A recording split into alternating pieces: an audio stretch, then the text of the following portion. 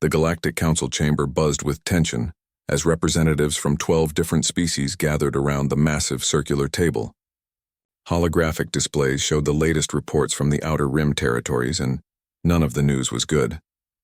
The Devourers had struck again, consuming 3 more colonies in the past solar cycle.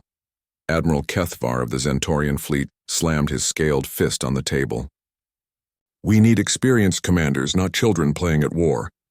His yellow eyes blazed with fury as he gestured toward the human representative sitting quietly at the far end of the table. The human was young, impossibly young by galactic standards. She appeared to be barely 20 standard years old, with short brown hair and calm green eyes that seemed to take in everything around her. Her uniform bore the insignia of a fleet admiral, which made most of the council members shake their heads in disbelief. "The humans have lost their minds," muttered council leader Vex Tana, her purple tentacles writhing with agitation, "sending a child to represent them in our darkest hour. Do they not understand the gravity of our situation?" The young woman who had introduced herself simply as Admiral Sarah Chen remained silent throughout the heated discussions. She had arrived 3 days ago with a small human fleet, offering assistance against the Devourer threat, but her apparent youth had immediately made her the target of ridicule and doubt. "Perhaps the humans are not taking this seriously," suggested Ambassador Thol Kun of the Crystalline Collective. His translucent body glowed with different colors as he spoke, indicating his emotional state. "Their species is still relatively new to the galactic community. They may not comprehend the true danger we face." Admiral Chen finally spoke, her voice steady and calm. "I understand your concerns about my age. However, I assure you that humanity takes the Devourer threat very seriously. We've studied their attack patterns, their technology, and their weaknesses. We're here to help." A wave of bitter laughter rippled through the chamber. "Weaknesses?" scoffed Admiral Kethvar. "Child, the Devourers have been terrorizing this galaxy for over 3,000 years. They've consumed entire civilizations. What could your young species possibly know about fighting them that we don't?" The Devourers were indeed a terrifying enemy. They appeared as massive, insectoid creatures with ships that could phase through normal matter, making conventional weapons useless. They consumed organic matter to fuel their technology and reproduction, leaving behind only empty husks of worlds. Every major civilization had tried to fight them and failed. Your predecessor, Admiral Harrison, was at least a seasoned warrior, continued Kethvar. He had over 40 years of combat experience, but you look like you should still be in your educational institutions. Admiral Chen nodded respectfully. Admiral Harrison was indeed experienced, and his sacrifice buying time for the evacuation of Kepler 442b will not be forgotten. However, I believe fresh perspectives can sometimes see solutions that experience might overlook. Fresh perspectives. Vextana's tentacles turned a darker shade of purple. "This is not a training exercise, human. This is a war for the survival of our civilizations. We need proven strategies, not experimental theories from someone who probably graduated from their military academy last cycle." The young admiral pulled up a holographic display showing recent Devourer attack patterns. "I've been studying these attacks for the past 6 months. There's a pattern here that might have been missed because everyone is focused on their phasing ability and consumption habits." 6 months? Admiral Torgath of the Mechanical Accord made a grinding noise that served as his species' version of laughter.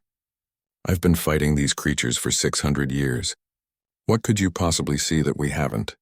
Despite the constant interruptions and mockery, Admiral Chen continued her presentation.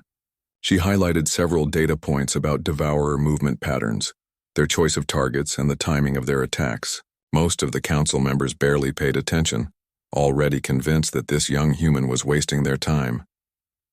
"The human delegation was a mistake," whispered one ambassador to another. "They should have sent someone with actual experience." "I heard she only received her commission because of political connections," added another. Typical human nepotism. Admiral Chen seemed to hear these whispers but showed no reaction. She simply continued her analysis, pointing out subtle patterns in the data that suggested the Devourers might not be as invincible as everyone believed. The council's skepticism grew when she proposed a joint operation using human tactics combined with the technological advantages of other species. Her plan seemed overly complex and relied heavily on precise timing and coordination. between forces that had never worked together before. This is exactly the kind of reckless thinking we'd expect from someone so young, declared Admiral Kethavar. You want to risk our remaining fleets on an untested strategy proposed by someone who has never faced the Devourers in actual combat. With respect, Admiral Kethavar, how do you know I've never faced them in combat? Admiral Chen asked quietly. Because you're still alive, he replied bluntly, and because you're far too young to have been in any significant battles. The chamber fell silent for a moment. Several council members nodded in agreement with Kethavar's assessment. In their experience, youth meant inexperience, and inexperience meant death when facing the Devourers. Admiral Chen closed her holographic displays and stood up slowly. I understand that my appearance makes you doubt my capabilities. Age is indeed valued differently among our species. However, I hope that when the time comes, you'll judge me by my actions rather than my appearance. Actions. Vextana's tentacles swirled in amusement. What actions could you possibly have taken against the Devourers? Your species only made contact with them for the first time 6 months ago. The young admiral's expression remained neutral, but something flickered in her green eyes. You're correct that official first contact was 6 months ago. However, that wasn't humanity's first encounter with the Devourers. Before anyone could ask what she meant, alarms began blaring throughout the station. Emergency lights bathed the chamber in red, as automated voices announced incoming hostile contacts. The Devourers had found them. Through the massive viewing ports, the council members could see space itself seeming to bend and twist as the phase ships of the Devourer fleet materialized around the station. Their organic-looking vessels pulsed with an eerie bioluminescence, and their mere presence seemed to make reality itself feel unstable. How many ships? Demanded Admiral Kethavar as he rushed to the command console. 67 confirmed contacts and climbing, reported the station's AI. They're surrounding us completely. The council members looked at each other in horror. This was far larger than any Devourer force they'd ever encountered. They were trapped, and their combined fleets were scattered across 3 different systems, too far away to provide immediate assistance. Admiral Chen walked calmly to the viewing port and studied the approaching enemy fleet. Her young face showed no fear, only cold calculation. Now we'll see if age and experience matter more than understanding your enemy. The Devourer ships moved with an unsettling grace through space, their biomechanical hulls rippling like living tissue. Each vessel was the size of a small moon, covered in what looked like thousands of glowing eyes that pulsed in rhythm with some alien heartbeat. Smaller fighter craft swarmed around them like angry insects, their movements defying the normal laws of physics as they phased in and out of visible space. Admiral Kethavar frantically coordinated the station's defenses, but everyone knew it was hopeless. The station's weapons were designed to fight conventional enemies, not creatures that could exist partially outside normal reality. Energy beams passed harmlessly through the Devourer ships when they phased, and physical projectiles simply bounced off their organic armor when they solidified. All defensive platforms are reporting ineffective hits, called out the station's tactical officer, his voice cracking with fear. The enemy is maintaining phase shift at will. Our weapons cannot lock onto them. Admiral Chen remained at the viewing port, her hands clasped behind her back as she watched the approaching fleet. The other council members huddled around the command console, arguing about evacuation procedures and surrender protocols. But the young human admiral seemed almost relaxed, as if she were watching a training exercise rather than their imminent destruction. Admiral Chen, called Vextana, her tentacles now a deep purple indicating extreme stress. Your human fleet is the closest to our position. Can they provide any assistance? They're already in position, Chen replied without turning around. They have been for the past hour. What? Admiral Kethavar spun around to face her. Why weren't we informed? Where are they? Our sensors show no human ships in this system. For the first time since the attacks began, Admiral Chen smiled. It was a cold, calculating expression that seemed oddly mature on her young face. That's because you don't know what to look for. Your sensors are calibrated to detect conventional ship signatures. Human vessels use different technology.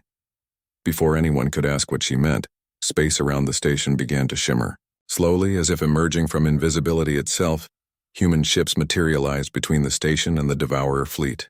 But these weren't the crude, boxy vessels that other species associated with human engineering. These ships were sleek and angular, their hulls seeming to bend light around them in impossible ways. Impossible, breathed Ambassador Thulkun, his crystalline body cycling through rapid color changes. Those ships, they're using phase shift technology. But that's Devourer technology. How could humans have developed it? Admiral Chen finally turned away from the viewing port. Who said we developed it? Sometimes the best way to fight your enemy is to learn from them, and sometimes the best way to learn from them is to take their technology after you've defeated them. The implications of her words sent shockwaves through the council chamber. The Devourers had never been defeated in conventional battle. Their technology had never been captured or reverse-engineered. Yet here were human ships using what appeared to be the same phase-shifting abilities that made the Devourers so dangerous. You're lying, Admiral Kethavar accused. No one has ever defeated the Devourers in open combat. Your species only encountered them 6 months ago. Officially, yes, Admiral Chen replied calmly. But humanity has been fighting the Devourers for much longer than that. We just didn't tell anyone about it. On the tactical displays, the human fleet was moving into formation around the Devourer ships. The human vessels were vastly outnumbered. Only 20 ships against the massive Devourer armada. But they moved with a confidence and coordination that suggested extensive combat experience. This is Admiral Chen to all human vessels. She spoke into her communication device. Execute Protocol Omega. Time to show them how Earth remembers. The lead human ship, a massive dreadnought that dwarfed even the station, began broadcasting on all frequencies. But instead of standard military communications, it was transmitting something else entirely. Music. Specifically, it was playing what sounded like a funeral dirge, slow and mournful but with an underlying note of determination. The effect on the Devourer fleet was immediate and shocking. The biomechanical ships began to writhe and pulse more rapidly, their bioluminescent patterns shifting from the usual steady glow to rapid, erratic flashing. Several of the smaller fighter craft actually retreated, pulling back from their attack formations. What is that? Demanded Vextana. What are your ships doing to them? Admiral Chen's smile grew wider. It's a song. A very specific song that tells a very specific story. You see, the Devourers aren't just mindless consumers. They're a collective consciousness, sharing memories and experiences across their entire species, and we've given them some very unpleasant memories to share.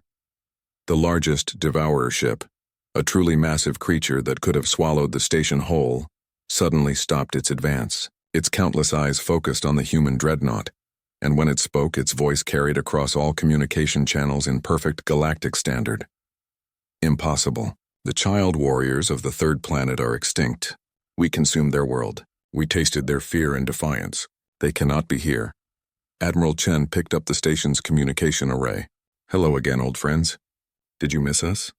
The response from the Devourer ship was something between a scream and a roar, filled with such raw emotion that several council members actually staggered backward from the speakers. You died. We watched your cities burn. We consumed your people.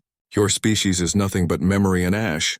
You consumed a world, yes, Admiral Chen replied, her voice steady and calm despite the chaos erupting around them. But not our world. You consumed New Terra, our first colony outside the Sol system. You killed 4 billion humans, including my parents and my younger brother, and in doing so, you taught us something very important about your species. The human ships had spread out now, surrounding the Devourer fleet in a complex 3-dimensional formation.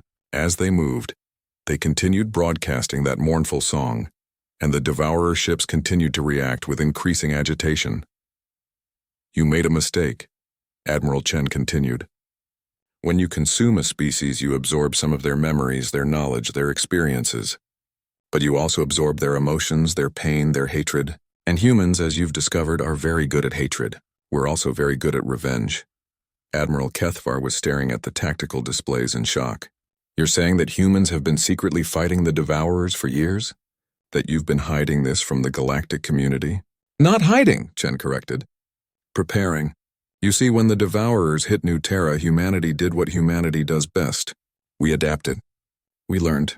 We studied our enemy and we discovered their weaknesses, but we also discovered that openly fighting them would be suicide, so we took a different approach. On the screens, the human ships began their attack. But it wasn't like any battle the council members had ever seen.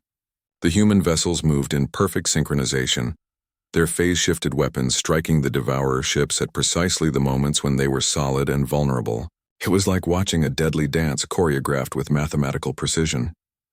"We spent 40 years learning to fight them," Admiral Chen explained as the battle raged around them. 40 years of hit-and-run attacks, studying their technology, capturing their ships, reverse engineering their weapons.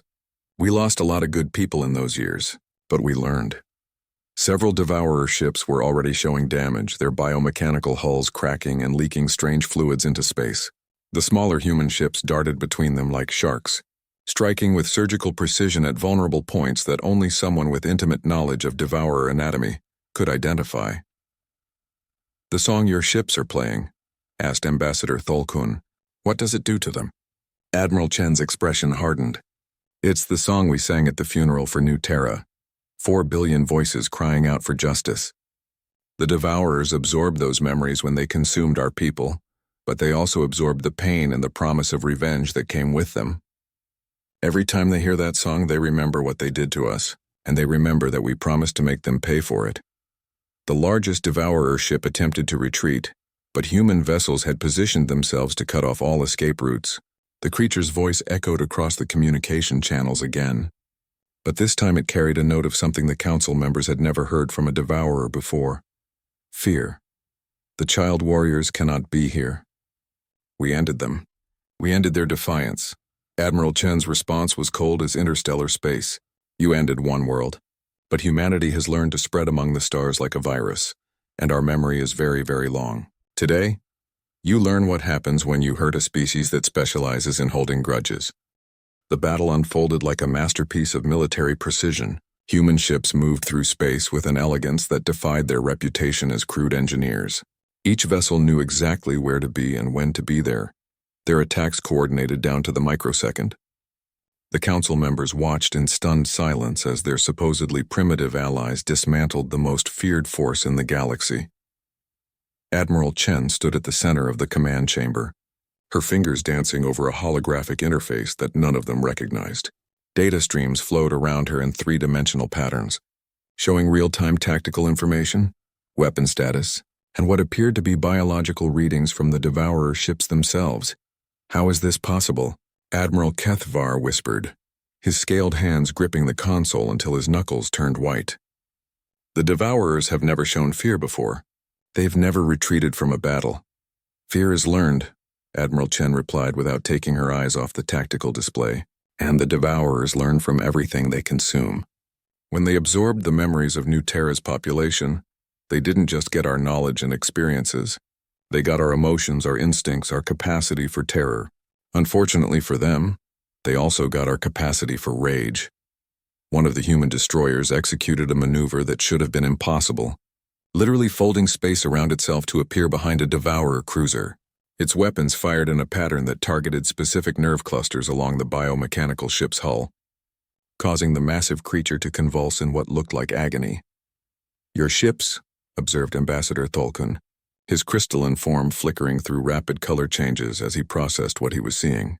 "They're not just using Devourer technology. They're using it better than the Devourers themselves." Admiral Chen smiled grimly. "That's the advantage of being a young species. We don't have preconceived notions about how things should work. When we captured our first Devourer ship 43 years ago, our engineers didn't try to understand it according to existing principles. They just took it apart and put it back together in ways that made sense to human thinking. The largest Devourer ship, the one that had been speaking to them, suddenly erupted in a brilliant flash of bioluminescence. Its voice boomed across all frequencies filled with a mixture of rage and desperation. "This is not possible." The child warriors were weak. "They died screaming. They begged for mercy." "Yes, they did," Admiral Chen replied, her voice carrying a weight that seemed far too heavy for someone so young. 4 billion people died screaming, begging for mercy that never came. Do you want to know what their last thoughts were? What memories you absorbed along with their flesh? The human fleet had completely surrounded the Devourer armada now. The alien ships tried to phase shift away, but every time they did, human vessels were already waiting for them in their destination coordinates. It was as if the humans could predict where the Devourers would emerge from their phase state. "Their last thoughts were of their children," Chen continued, her voice growing colder with each word. Parents watching their families being consumed, knowing they couldn't protect them. Children crying for help that would never come. And all of them, every single one, made the same promise in their final moments. What promise? Vextana asked, her tentacles now pure black with horror. That somehow, someday, someone would make the Devourers pay for what they had done. That humanity would remember.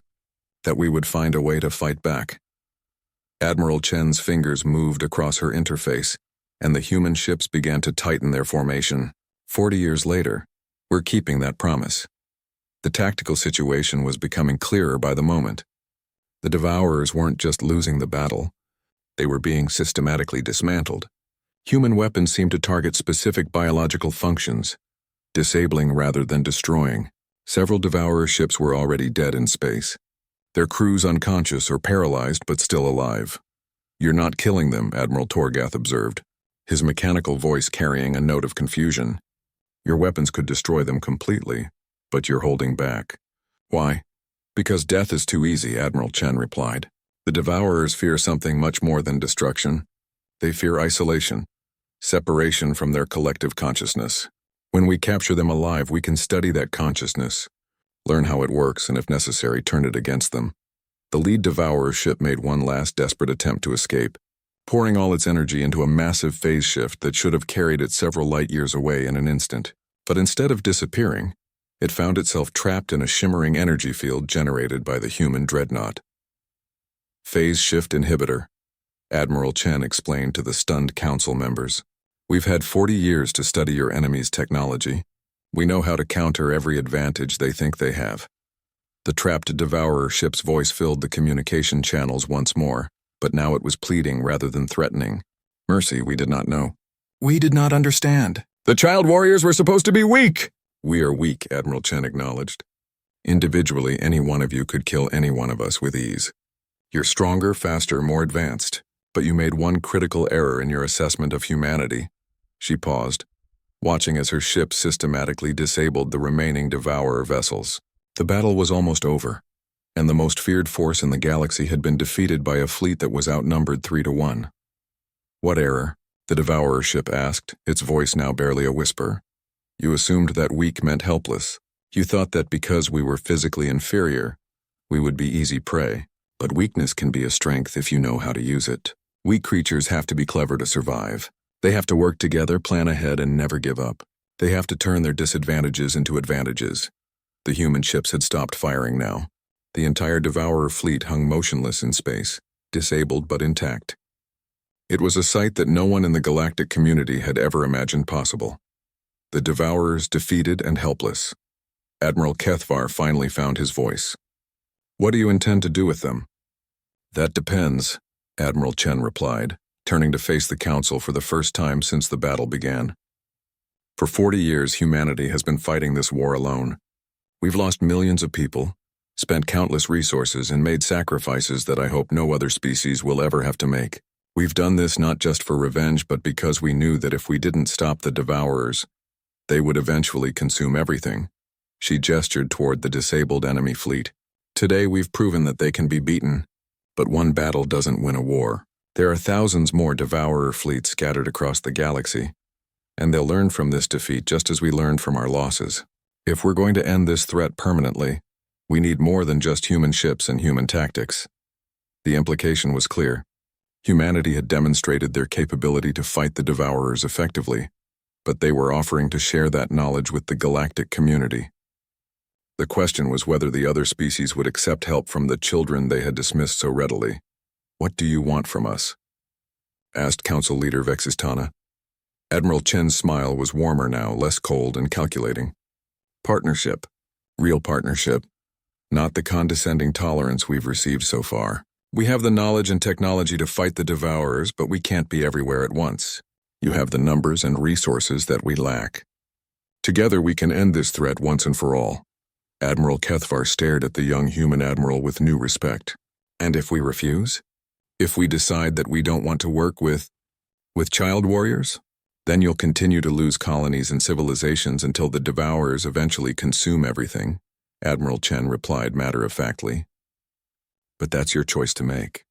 Humanity will continue fighting regardless. We made a promise to our dead, and we intend to keep it." The chamber fell silent except for the hum of the station systems and the distant sound of human ships beginning to secure their prisoners.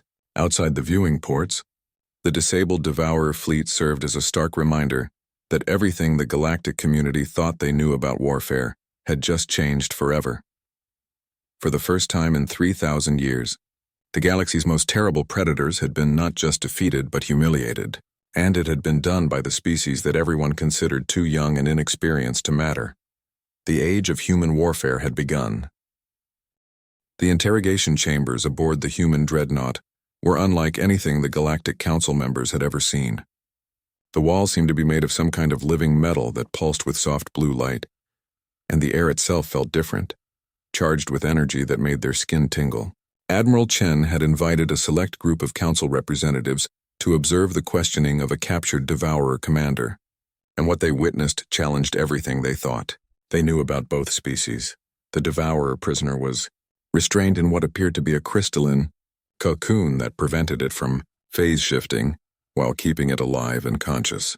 The creature was massive, easily 3 times the height of a human, with chitinous armor that gleamed like black oil and dozens of sensory organs that tracked every movement in the room. But despite its imposing appearance, there was something in its posture that suggested defeat and, incredibly, fear. Admiral Chen sat across from the creature at a simple metal table, looking absurdly small and young in comparison. She had removed her military jacket, revealing a simple white shirt that made her appear even more like a student than a seasoned commander. But when she spoke, her voice carried an authority that made the massive alien flinch. "Tell me about the hive mind," she said in a conversational tone, as if she were asking about the weather. The Devourer's multiple eyes focused on her with something that might have been hatred. When it spoke, its voice was a chorus of different tones, creating harmonies that were both beautiful and disturbing. "We do not speak to food. We do not negotiate with prey animals." Admiral Chen nodded as if she had expected this response. "That's interesting. Because according to the memory fragments we extracted from your ship's biological computer, you've been having dreams about New Terra for the past 37 years. The same dream over and over. Would you like me to describe it?" The change in the Devourer was immediate and shocking. Its entire body went rigid, and several of its sensory organs actually retracted into its shell-like armor. "That is impossible. Individual memories do not survive integration into the collective." "Normally you're right," Admiral Chen agreed. "But human memories are different. We don't just remember events. We remember emotions, and we attach those emotions to everything else we experience. When your species consumed the population of New Terra, you absorbed not just their knowledge but their capacity for trauma, guilt, and psychological pain." She stood up and walked to a wall display that showed complex biological diagrams of Devourer neural networks. "We've spent 40 years studying these neural patterns. Do you know what we discovered? Your collective consciousness isn't as unified as you think it is. Every human you've consumed has left a scar, a fragment of individual thought that your hive mind can't fully digest." Admiral Kethvar, watching from behind a protective barrier, turned to his fellow council members. "Is she saying that the Devourers are being psychologically damaged by consuming humans?" "More than that," replied Dr. Sarah Mitchell, the human xenobiologist who had been explaining the technical aspects of the interrogation. "Human consciousness appears to be fundamentally incompatible with their collective structure. Every time they absorb human memories, they create what we call cognitive tumors in their shared mind." The Devourer prisoner began to make a sound that was part growl and part whimper. "The nightmares, the individual thoughts, they pollute the purity of our collective, but we cannot stop consuming. It is our nature." Admiral Chen returned to her seat, her expression sympathetic rather than triumphant. "I know, and that's why you're going to help us find a solution that benefits both our species." "We will never betray the collective," the creature insisted, but its voice lacked conviction. "I'm not asking you to betray anyone," Chen replied. "I'm offering you a chance to save your species from a problem that will eventually destroy you. Every human you consume makes the psychological damage worse. Eventually, your collective consciousness will fragment completely, leaving you as isolated individuals with no connection to your hive mind. Is that really preferable to finding an alternative?" The implications of what she was saying began to sink in for the watching council members. The humans hadn't just found a way to fight the Devourers. They had discovered that the Devourers were slowly poisoning themselves by consuming human populations. What kind of alternative? The prisoner asked cautiously. Admiral Chen activated another display, this one showing star charts with marked colonies and trade routes. We've identified 17 uninhabited worlds in this sector that have the specific mineral and energy compositions your species requires for reproduction. We also know that your technology can synthesize the organic compounds you need for sustenance without consuming sentient life. Impossible, the Devourer stated flatly. We have always consumed. It is the way of things. Just because something has always been done a certain way doesn't mean it's the only way, Chen replied. 43 years ago, when we captured our first Devourer ship, we thought it was impossible to reverse engineer your technology. But we did it anyway. 22 years ago, we thought it was impossible to predict your phase shift destinations, but we developed algorithms that could track your movements. 8 years ago, we thought it was impossible to create weapons that could harm your biomechanical ships, but here we are. Dr. Mitchell stepped forward to address the prisoner directly. We've been studying captured Devourer biotechnology for decades. Your ships aren't just machines. They're living organisms with incredibly sophisticated biological processes. Those processes can be modified to synthesize nutrients from non-sentient sources.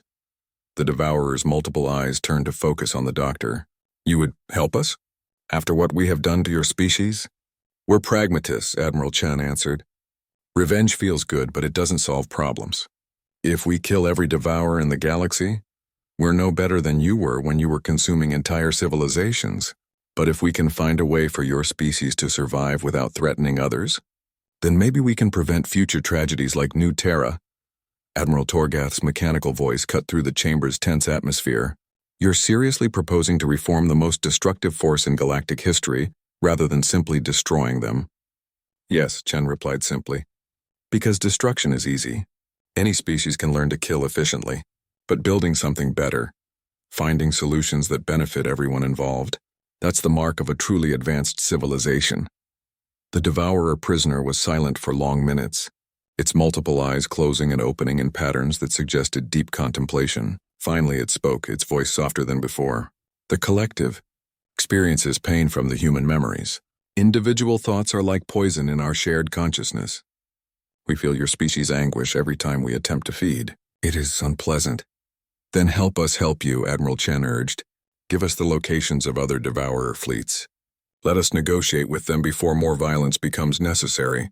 Work with us to develop alternatives to consumption-based survival. And if the collective refuses? If they choose to continue the old ways? Chen's expression hardened slightly. Then we'll do what we have to do to protect innocent life. But we're hoping it won't come to that. The creature studied her for a long moment. You are not what we expected from prey species.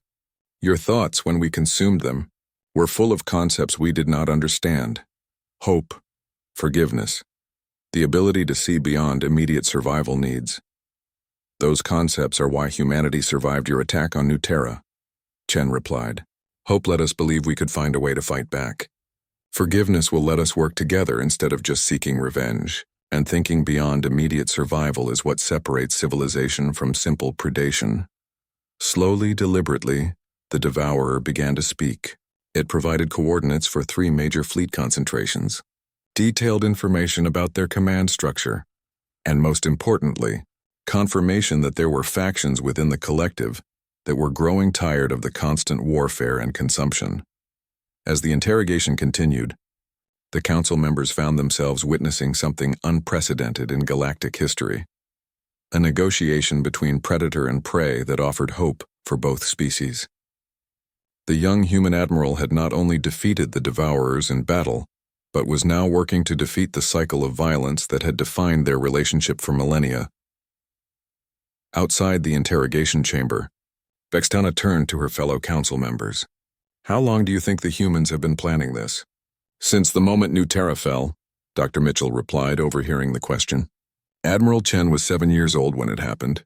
She spent her entire life preparing for this moment. The implications were staggering.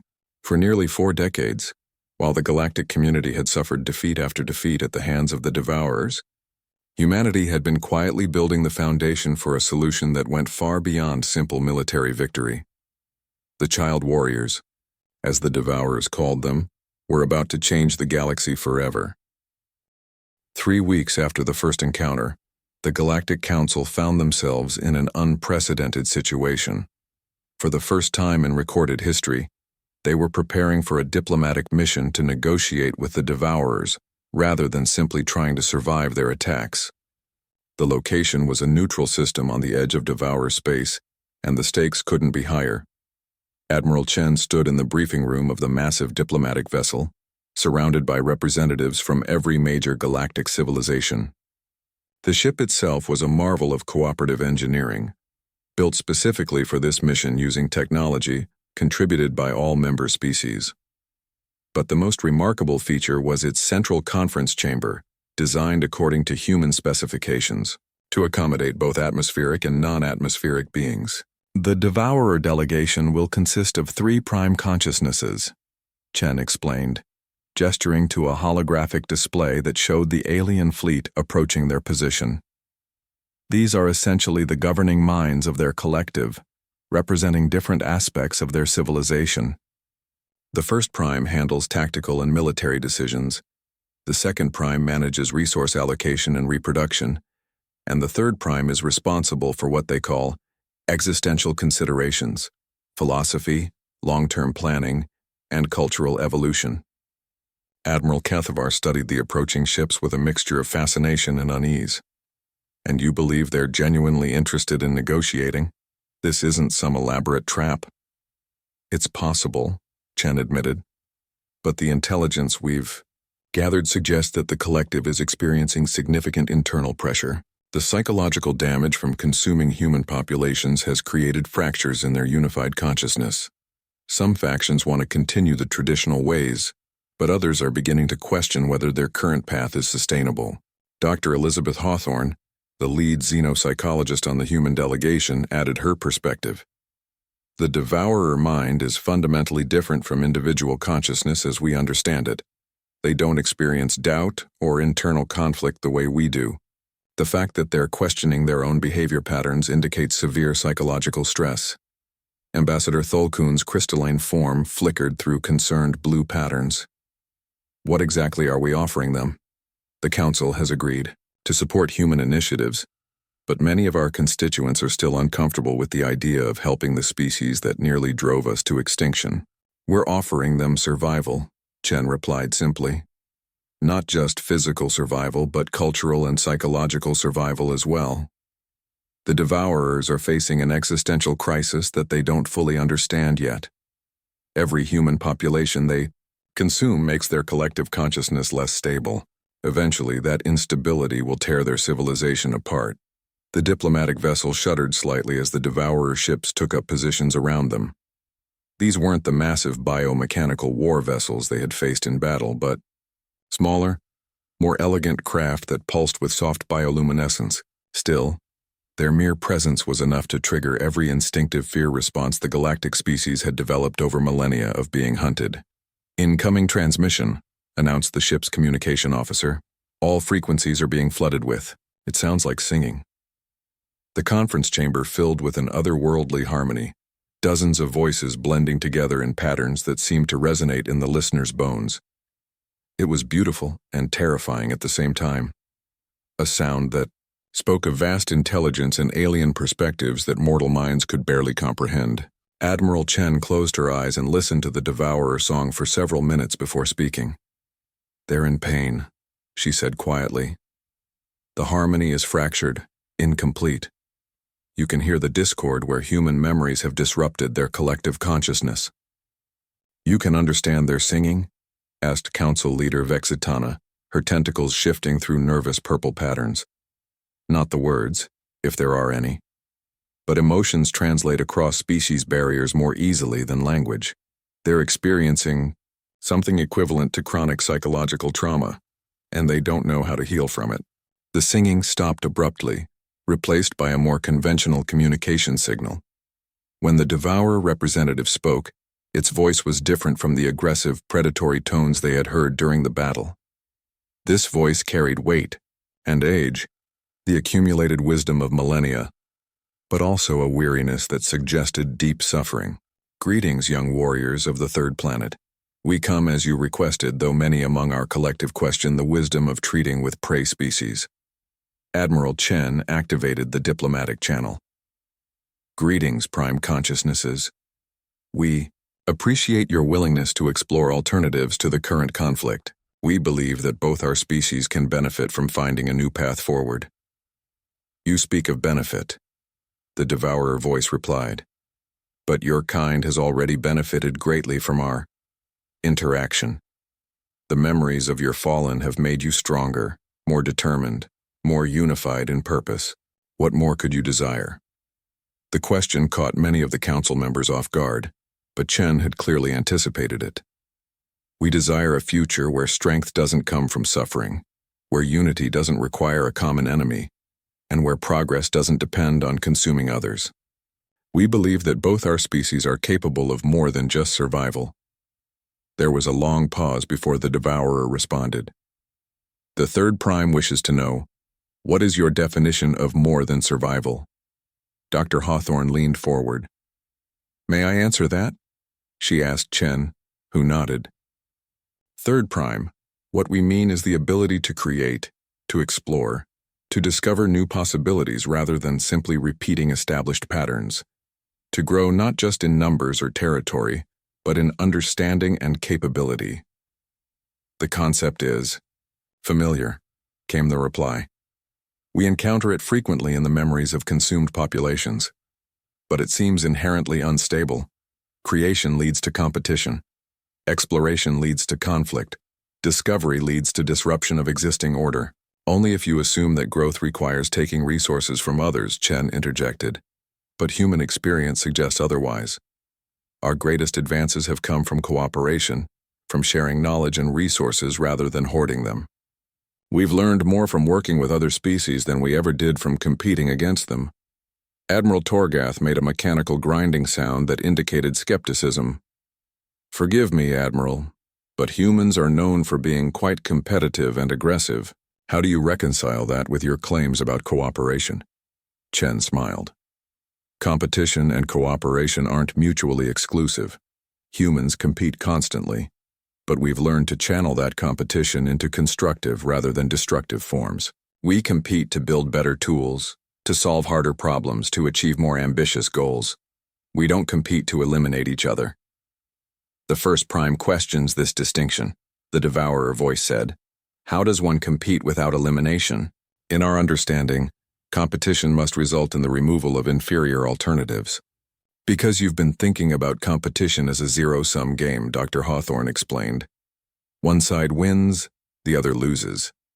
But many forms of competition actually create net positive outcomes.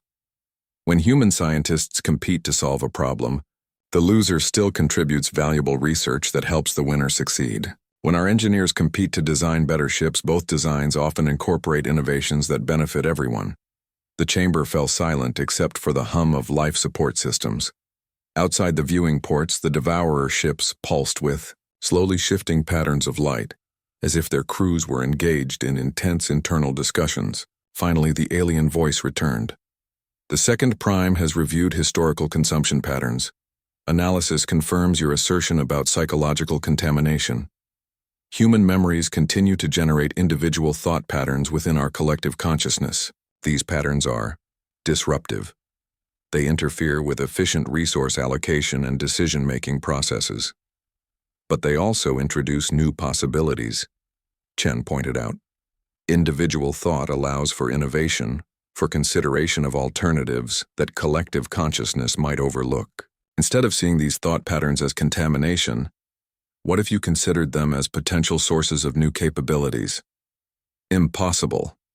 The Devourer replied immediately.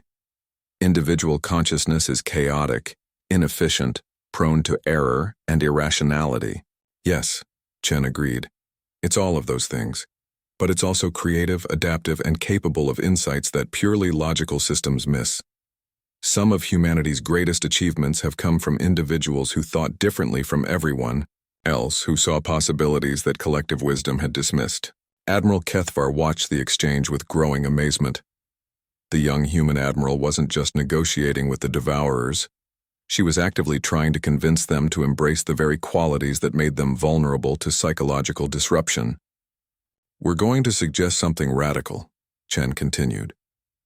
"Instead of fighting the individual thought patterns that human memories have introduced into your collective, what if you learned to integrate them constructively? What if you developed the ability to switch between collective and individual modes of consciousness as circumstances require?" The experimental facility floated in the void between star systems, a joint construction project that would have been unthinkable just months earlier. Human engineering had provided the basic framework, but every major galactic civilization had contributed something to its design. The result was a structure that looked like a crystalline flower blooming in space, its petals housing different atmospheric environments for various species.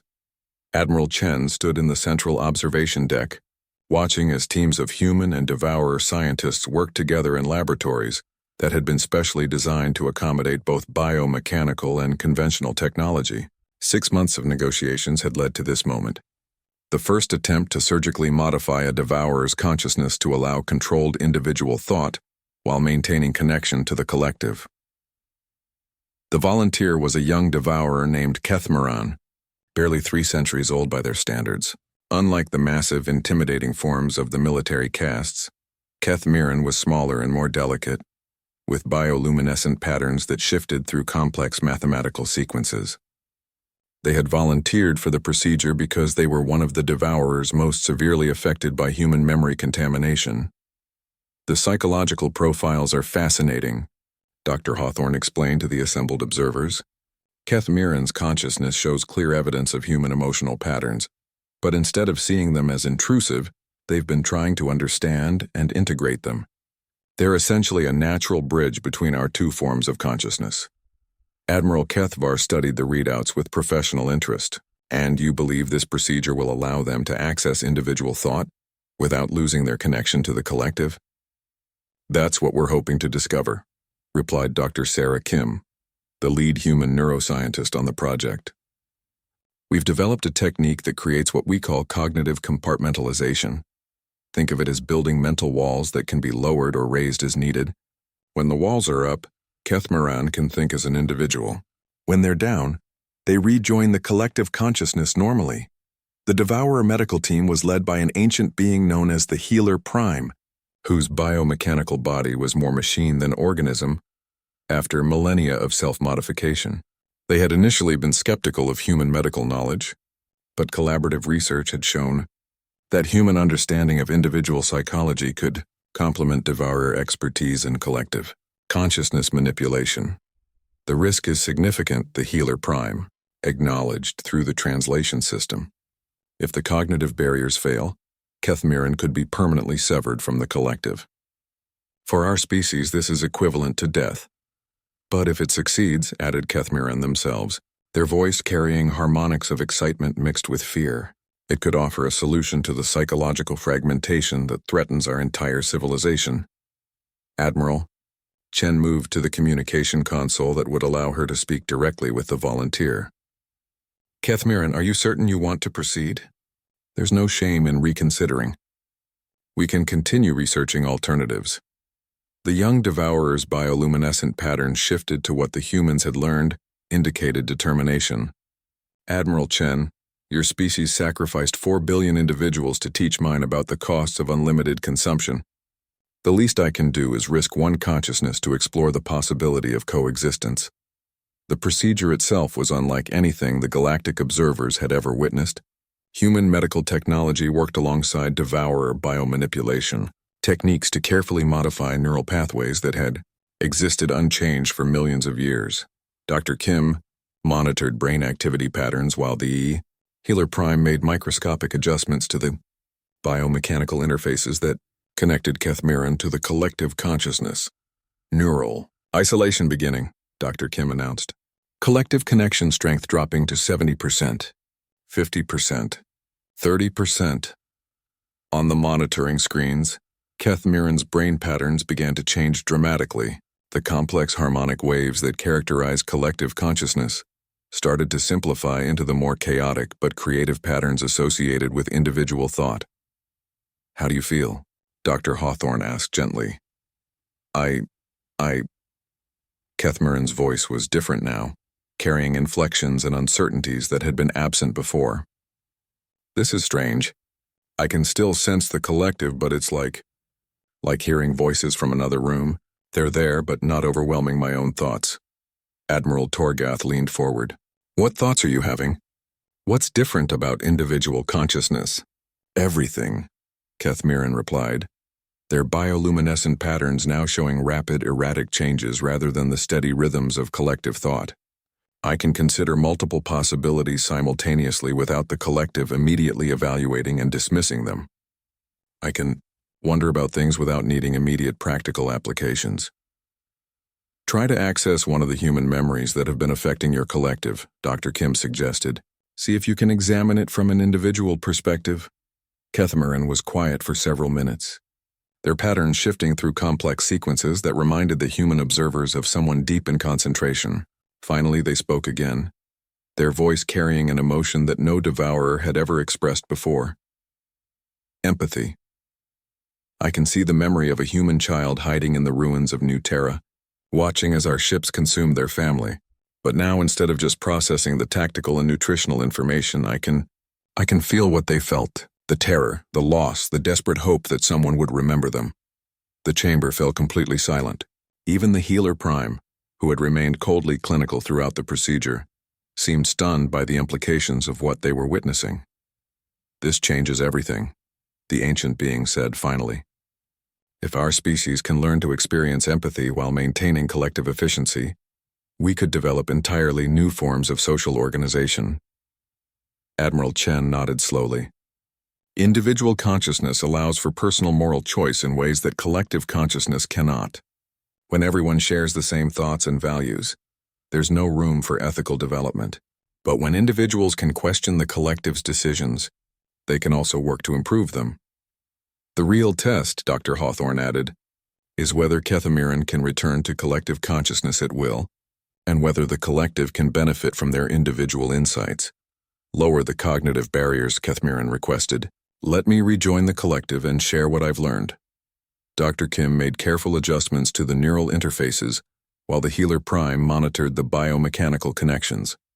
Slowly, Kethmarin's brain patterns began to shift back toward the complex harmonics of collective consciousness. But something was different this time. The patterns were richer, more nuanced, carrying information that hadn't been there before. Fascinating, the healer Prime observed. The collective is not rejecting the individual insights. Instead, it's integrating them, creating new harmonic patterns we've never observed before. Through the communication system, they could hear the voices of the collective consciousness as they processed Kethmarin's experiences. The usual uniformity was broken by moments of discord and questioning, as different aspects of the collective mind grappled with concepts they had never encountered before. The collective is debating, Kethmarin reported, their voice now carrying the multi-layered harmonics of shared consciousness again. Some aspects reject the empathy as weakness, but others recognize its potential value. For the first time in our recorded history, the collective is experiencing genuine disagreement. Admiral Kethvar turned to Admiral Chen. Is disagreement something we want to encourage in a species that could easily destroy us if they chose to? Disagreement leads to discussion, which leads to growth, Chen replied. A collective consciousness that never questions its own decisions is like a computer program that can't be updated. It might be stable, but it can't adapt to new circumstances or improve its performance. The experiment continued for several more hours, with Kethmarin switching between individual and collective consciousness, while human and devourer scientists monitored every aspect of the process. Each transition revealed new possibilities, new ways of thinking that neither species had explored before. We're witnessing the birth of a new form of consciousness, Dr. Hawthorne observed. Not purely individual like humans, not purely collective like traditional devourers, but something that combines the advantages of both. As the session concluded, Kethmarin returned to individual consciousness one final time. Their bioluminescent patterns now showed a stability and complexity that hadn't been there before, as if they had learned to balance chaos and order in ways that enhanced both. How do you feel about returning to your people? Admiral Chen asked. Different, Kethmarin replied honestly. I understand now why human memories have been so disruptive to our collective. We've been trying to force individual thoughts into a collective framework, instead of learning to accommodate both forms of consciousness. But I also understand something else. What's that? The collective is stronger when it includes diverse perspectives. Individual consciousness isn't the implicati. 2 years had passed since the first successful consciousness modification procedure, and the galaxy was transforming in ways that no one could have predicted. The former Devourer territories had become something unprecedented, a cooperative zone, where multiple species worked together on projects that would have been impossible just a few years earlier. Admiral Chen, now bearing the title of Galactic Cooperation Coordinator, stood on the observation deck of New Terra Station, humanity's memorial to the lost colony that had sparked this incredible journey. The station orbited the ruins of the original planet, but instead of being a monument to destruction, it had become a symbol of renewal and hope. Below them, Devourer bioships worked alongside human vessels and ships from a dozen other species to construct massive orbital platforms. These weren't military installations but research and manufacturing facilities designed to support the new hybrid civilization that was emerging from the ashes of ancient conflicts. The transformation has exceeded even our most optimistic projections, reported Dr. Sarah Kim, now the director of the Consciousness Integration Institute. Over 60% of the Devourer population has successfully undergone the cognitive modification procedure. They're not just tolerating individual consciousness anymore, they're actively seeking it out. Admiral Kethvar, who had become one of humanity's strongest allies among the traditional galactic powers, studied the readouts from the latest psychological assessments. The crime rates in mixed-species colonies have dropped to historic lows. Productivity is up across all sectors. Even our most conservative estimates suggest that this cooperation model is superior to anything we've achieved before. But the most remarkable change, added Ambassador Tholkun, his crystalline form now showing stable green patterns that indicated deep contentment, is in the Devourers themselves. They're not just following the collective's decisions anymore. They're making individual moral choices, creating art, pursuing personal relationships. They're becoming people. Admiral Chen smiled as she watched a group of young beings playing in the station's central park. Human children ran alongside Devourer juveniles whose bioluminescent patterns flickered with laughter, while Zentarian and crystalline youngsters joined in games that required cooperation between species with vastly different abilities. It was a sight that would have been unthinkable just a few years ago. The children adapt fastest, observed Dr. Elizabeth Hawthorne, who had become the galaxy's leading expert on interspecies psychology. The young Devourers who grow up with both collective and individual consciousness don't see them as conflicting systems. To them, it's just natural to switch between different modes of thinking as the situation requires. Kethmiran approached the group, their form now bearing modifications that allowed them to function comfortably in multi-species environments. They had become something of a celebrity throughout the galaxy, not just as the first successfully modified Devourer, but as a bridge between old and new ways of thinking.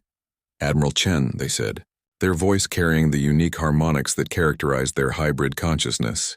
The Council of Collectives has reached a decision about the remaining unmodified populations.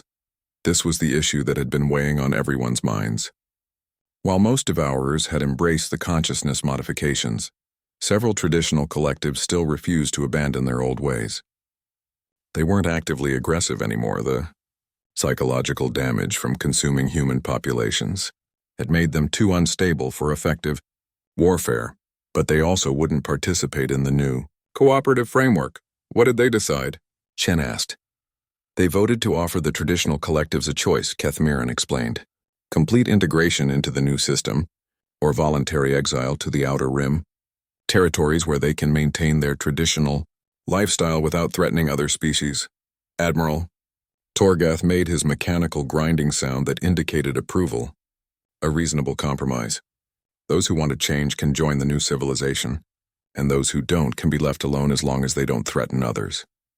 But that's not the most significant news, Kethmiran continued, their patterns brightening with excitement.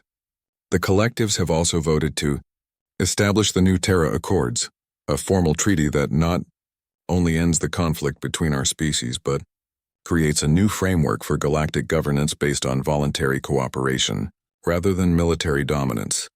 The implications were staggering. For millennia, Galactic politics had been based on the principle that stronger species naturally dominated weaker ones.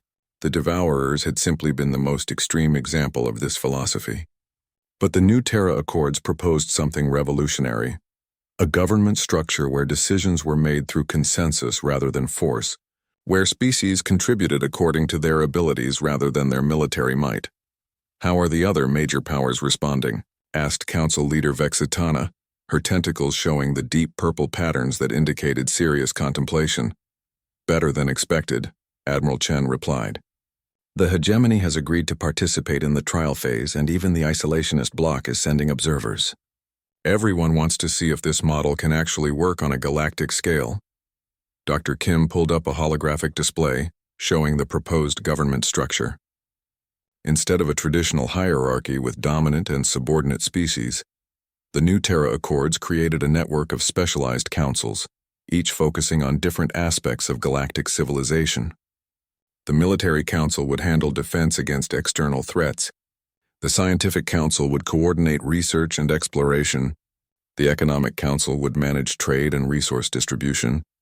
And the Cultural Council would work to preserve and share the diverse traditions of all member species. "The genius of the system," Dr. Hawthorne explained, "is that it allows each species to contribute their natural strengths without forcing them to conform to a single model. Humans provide innovation and individual creativity. Devourers offer collective efficiency and biotechnology. Zentaurians contribute military expertise. Crystallines provide computational power, and so on." "But what about the leadership structure?" asked Admiral Kethvar. "Someone has to make final decisions when the councils disagree." Kethmiran's patterns shifted to what the humans had learned indicated amusement. "That's perhaps the most revolutionary aspect of the Accords.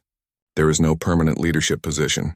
Instead, decision-making authority rotates between species based on the nature of the issue being addressed. Military crises are handled by species with military expertise, scientific questions by those with research capabilities, and so on." "And disputes between councils?" Admiral Torgath inquired. "Are resolved through what we're calling perspective integration," Admiral Chen explained. "Instead of having one side win and the other lose, we use the consciousness modification techniques to temporarily share viewpoints between representatives. When you can literally understand how someone else thinks and feels about an issue, finding mutually acceptable solutions becomes much easier." The conversation was interrupted by an announcement from the station's communication center. "Incoming transmission from the Outer Rim territories. Priority level Alpha." Admiral Chen authorized the transmission, and the holographic display showed the image of Captain Maria Santos, one of humanity's most experienced deep space explorers. Her ship, the UES Discovery, had been leading an expedition to map the galaxy's uncharted regions. "Admiral Chen, we've made contact with something extraordinary," Captain Santos reported, her voice carrying excitement and wonder.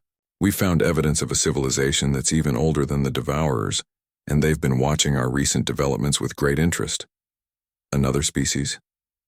asked Kethmiran, their patterns shifting through spectra that indicated curiosity mixed with concern. "The collective consciousness has no memories of any civilization older than our own. That's because they've been deliberately hiding from the galaxy," Santos explained. "They call themselves the Watchers, and they've been observing galactic civilization for millions of years, waiting for something specific to happen." "Waiting for what?" Admiral Chen asked. "For a species to evolve beyond the predator-prey dynamic that has dominated galactic history. They've been watching civilizations rise and fall for eons, always seeing the same patterns of dominance and consumption. But what we've accomplished here, the cooperation between humans and Devourers, the consciousness modifications, the New Terra Accords, it's something they've never seen before." The implications sent ripples of excitement through the observation deck. If an ancient civilization had been monitoring galactic development, they might possess knowledge and technology that could benefit everyone. "They want to meet with us," Santos continued, "not to judge or test us, but to offer assistance.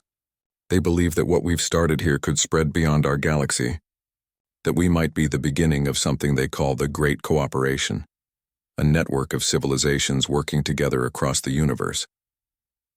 Admiral Chen looked around at her colleagues, seeing the same mixture of awe and determination in their faces that she felt in her own heart.